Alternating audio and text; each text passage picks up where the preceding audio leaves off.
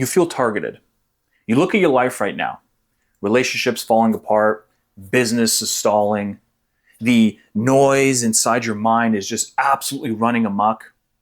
And you can't help but feel like all this is calculated, specifically designed to drown you in the chaos. And you being a man of faith, or at least someone who lives with meaning, can't help but ask if God is rejecting you, or worse, believing that you're just not good enough, not man enough. But what if that's not what's actually happening? What if you're missing the message completely? That's why in this video, I'm going to show you the sovereign shift. This is a mental and spiritual pivot that you're going to need to stop seeing this moment as just pure darkness and instead something much more powerful. When the weight of life gets really heavy, men resort to 4 default states. Sometimes you can change around, but for the most part, you have one you prefer.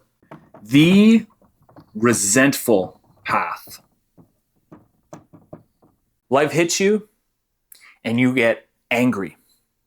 You get bitter. You compare to those around you who seem to just have it easier, almost like they're favored by God. From an archetypal perspective, this is Cain from the biblical stories. Now, this path doesn't actually change anything. It just rots your heart in the process. And now we have number 2, the coward's path. Life hits, and instead we run. We resort back to fantasy because a part of us feels that we probably were not man enough.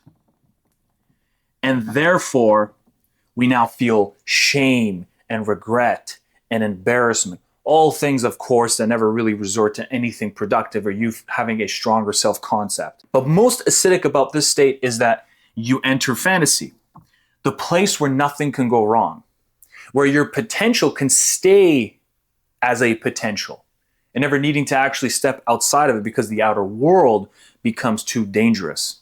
And therefore, from a depth psychology, you're in a state of womb. You're in your mother's womb and it's cozy, it's comfortable, but you know deep down that the outer world that is important still to bring order to is completely out of reach and you do not have the ability to contend with it. Now let's make some room for number 3, the shadow path. This one is extremely common. It is the act of dissociating. You disassociate from the moment. You man up by suppressing. You suppress the moment and you also dump it into the unconscious. But the reality of when you do this, and the biggest poison about it, is that you think it's gone. Perhaps you build a lot of muscle. Perhaps you build a relationship with anger more. Or something other than contending with the harsh truth of the moment. You instead dump it. And when you dump it, you now become puppet to it. Why? Because it operates in the background. It influences your thoughts, it influences your actions. Because it is something you avoided, you will naturally, the brain will automatically have you avoid any potential scenario where that's going to come up, where you might meet chaos again in the future. And now number 4, the sovereign shift. The one that I want everyone to jump on. This individual accepts the weight, the pressure. You don't have to like it. That's what's really important. You don't have to like it. You can hate it, but you accept the burden. And instead you ask yourself, what is the symbolism And also, what does this mean across time? What's extremely important about this shift is that when you look at your life, when you zoom out and you spread it on a piece of paper, when you were born, when you were growing up, when you were in school, and all these things, and every moment where you had multiple events, negative events happening in such a short period of time, when you look at every post that experience, what came of it? Something developed. Maybe more resilience, more patience, more understanding, forgiveness of yourself, or the ability to actually look at your flaws and the areas of your life that you are lacking and you should be carrying yourself better with. All of these things reveal themselves to you post this experience if you're able to endure and try to stay faithful to it. But also, not only that, not only is it a development of character, but as you move along in life, all of them seem to lead somewhere. They don't seem random. And you can't help but ask yourself, what is the sequence of events leading to?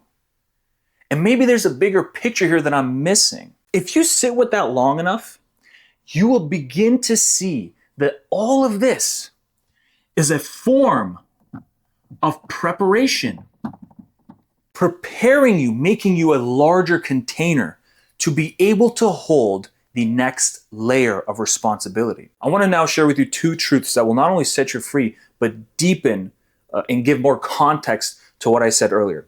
The first one is your rise to power. And I want to explain it through a plant. Let's imagine, okay, a plant first is a seed placed underneath inside of soil. It's dark, buried, has no light to even see, doesn't know how to orient itself. And if it had a mind, it would probably say that I've been completely abandoned and God has forsaken me. But what does it actually do? It begins to dig its roots into the dark soil. And while it spreads its roots internally, it is gaining nourishment so that it can begin to sprout past the soil. It uses the darkness as a counter pressure to grow itself and orient upwards. It always orients upwards. And that is what I believe in men as well. We are oriented upwards. But by assuming that this portion is unnecessary and terrible and not needed, then we are missing the actual point, and you suffer now unnecessarily and you've missed the mark. Instead, you have to see this as an important function. When you get familiar with that darkness, when you are in the center of that storm, the eye of the storm, mastering that peace and quiet, learning how to dance with it, how to tango essentially, allows you to have that be now a springboard, a opposite resistance that you can now actually begin to grow tall. Carl Jung actually had a quote that I loved. I'm going to butcher it. And those of you that watch my show videos regularly, you'll know I have a hard time remembering quotes. But he said, man cannot reach heaven until his roots dig all the way down to hell. It is an absolute necessary function of personal development, spiritual development, and mental development, whatever you want to, whatever angle, whatever domain you're missing. And then truth number two, I'm going to just get this guy out of the way for a second. The emperor moth. I'm sure you guys have heard of the story. If you haven't, there was a moth inside of a cocoon. And a man wandering in the forest noticed the moth struggle to get out.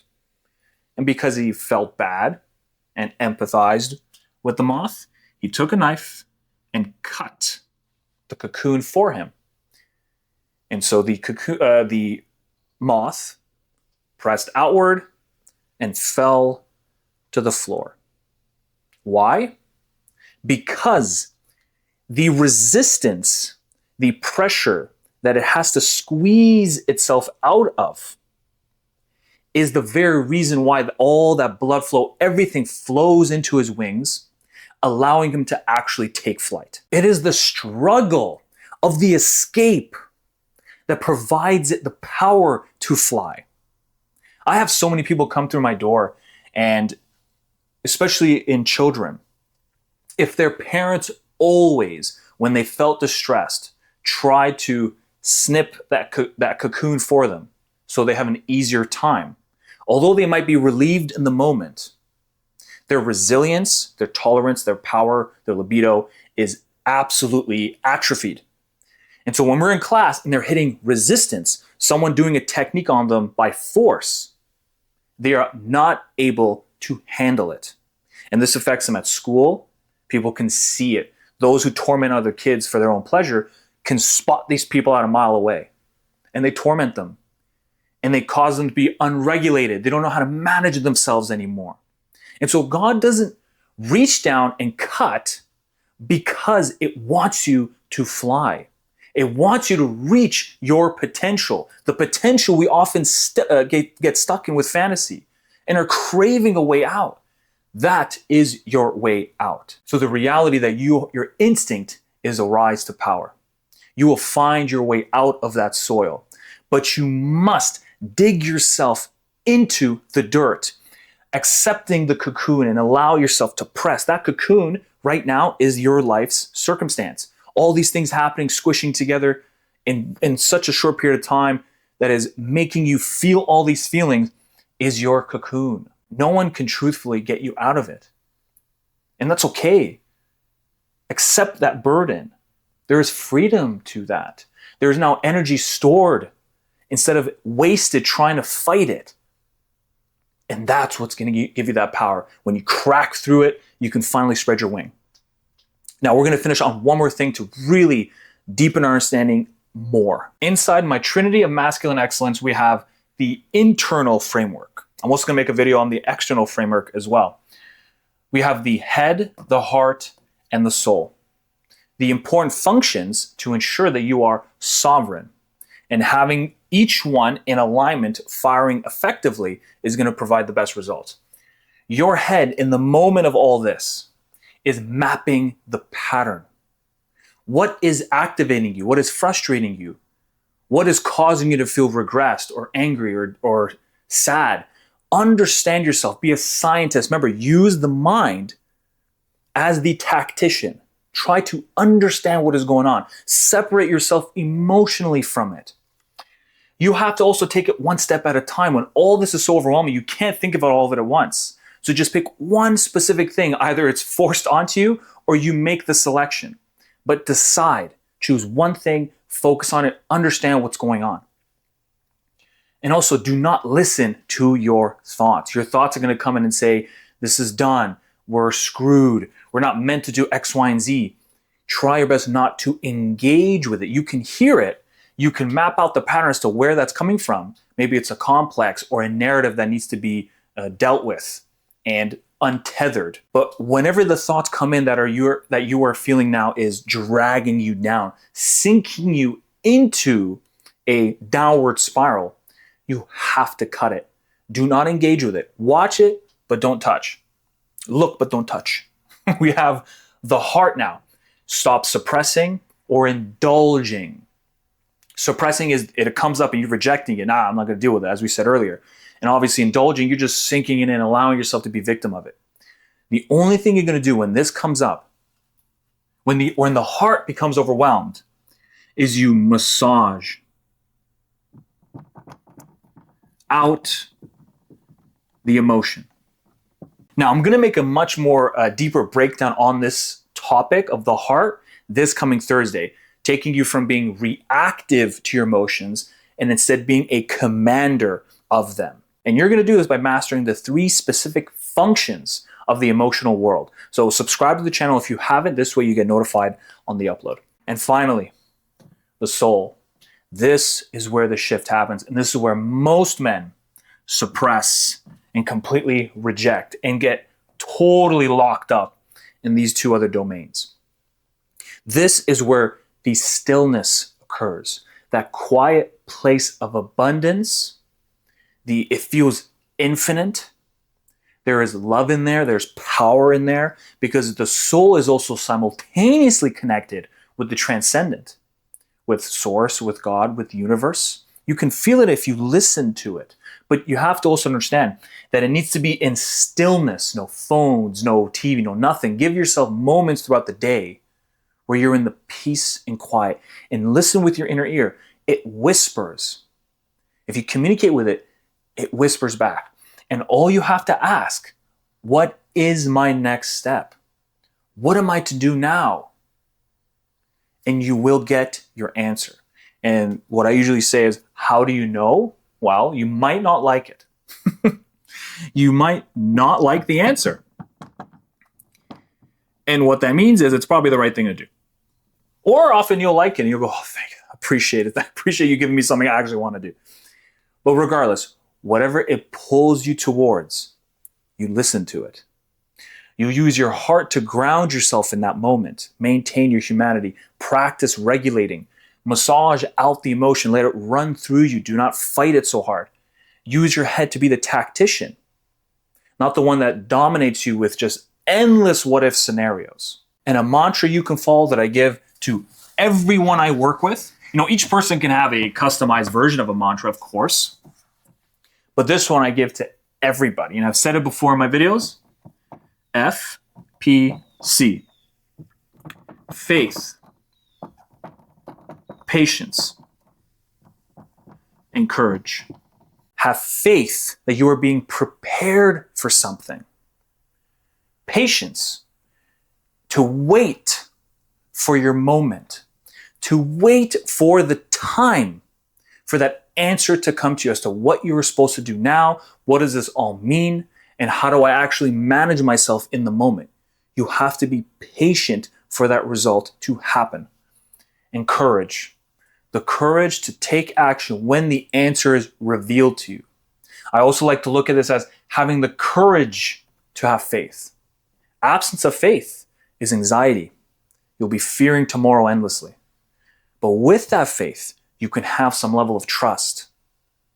And with that trust, eventually, over time, will make you stronger and stronger and less malleable, makes you more dense and powerful. And look, I know this is hard to do alone. It took me forever making endless mistakes, suffering needlessly, which is why I created a system for it. That's what I call the sovereign path, the sovereign man. And if you are at your wit's end, you are sick and tired of being subject to your mind, your heart, and your suppressed or confused intuition. You're tired of your past coming up and interrupting and sabotaging everything you're doing. And you're also tired of being afraid of the future, not knowing which direction to go and being stuck inside of potential. If you want to be free of that, to be a commander of your own world, down below I'm looking for 10 men to start the Sovereign Brotherhood community. We will gather together with like-minded men and run through my system for internal governance in order to actually have a vision and to move towards it, while also simultaneously being able to manage and take the weight and the pressure and the assault from life, and not just being completely whipped left, right, and center because of it. So if that resonates, down below, click the link and sign up for the waitlist. Otherwise, thank you very much, everybody, and I will see you on the next episode.